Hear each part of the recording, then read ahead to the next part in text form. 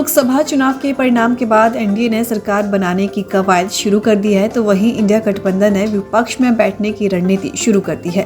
इसी बीच पिछली 2 बार से अपने बल पर सरकार बना रही भाजपा इस बार सहयोगी दलों पर आश्रित है। वहीं इस बीच भाजपा के दिवंगत नेता प्रमोद महाजन का भाषण सोशल मीडिया पर वायरल हो रहा है, जिसमें वे बताते हुए नजर आ रहे हैं कि कैसे उन्होंने चीनी सांसदों को भारत के लोकतंत्र के बारे में बताया।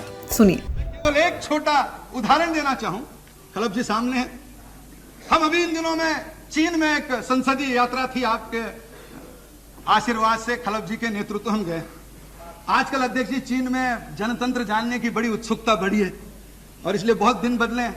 पहले तो कम्युनिस्ट पार्टी यहाँ कम्युनिस्ट पार्टी के निमंत्रण पे आती थी, आजकल तो चीनी communist party Bharatiya Janata party के निमंत्रण पर भारत में आकर अभ्यास करना चाहती है, क्योंकि वो भी जानते हैं कि इनमें तो कुछ बचा नहीं है, क्या फायदा इनसे संबंध रख के, जो नई पार्टी आने वाली है उससे ज्यादा संबंध रखो। तो उनका भी आपस का सारा बदला है।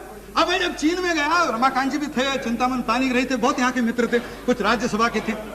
जब हम वहां गए तो कुछ वहां के लोगों ने पूछा, भाई आपकी डेमोक्रेसी कैसी चलती है, क्योंकि उन लोगों का तो संसद अलग, इलेक्शन अलग।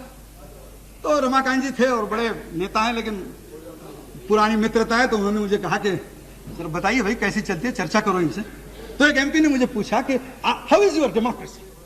तो मैंने कहा मैं डेमोक्रेसी बताता हूँ, मेरा उदाहरण, मैंने कहा सिर्फ मैं परिचय करवाता हूँ, डेमोक्रेसी समझ लो। मैंने कहा I am Pramod Mahajan, I am member of Lok Sabha, I belong to the single largest party and I am in opposition.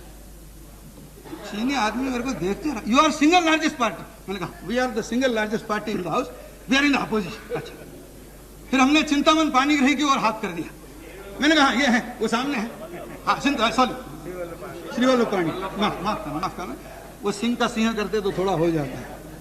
अब उनकी ओर हाथ करके कहा he belongs to the second largest party, he is outside the government supporting the government.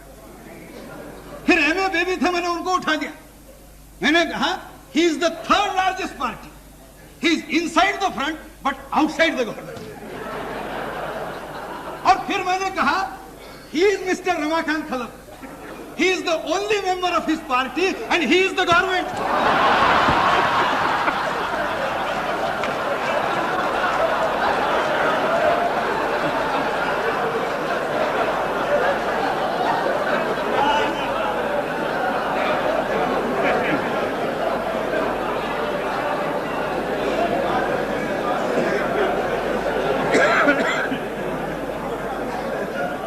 अब अध्यक्ष जी, अगर इस प्रकार की विचित्र विसंगतियों से अगर इस मोर्चे का जन्म ही हुआ हो, तो आप आज कुछ भी कर ले, शरद पवार चेन खींच ले, कुछ भी करे।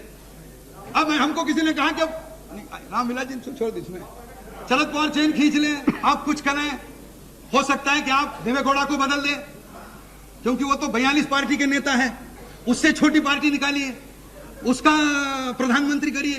धीरे धीरे तो जिसकी कोई पार्टी न हो उसका प्रधानमंत्री बनने के चांसेस इस लोकसभा में बढ़ते जाएंगे। मुझे तो कभी लगता है कि इस लोकसभा में पीछे आदमी कितने हैं इससे प्रधानमंत्री नहीं बनता, जितने कम हो। न्यूट्रल आदमी है, गड़बड़ नहीं करेगा।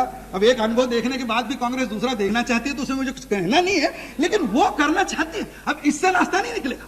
और इसलिए सत्य यह है कि सत्ता पिपासा, सेक्युलरिज्म नहीं, सत्ता पिपासा ये संयुक्त मोर्चा की इच्छा है और कानून का भय ये कांग्रेस का डर है। उसके कारण ये सरकार इकट्ठा टिकी है, बाकी सरकार में कुछ नहीं है।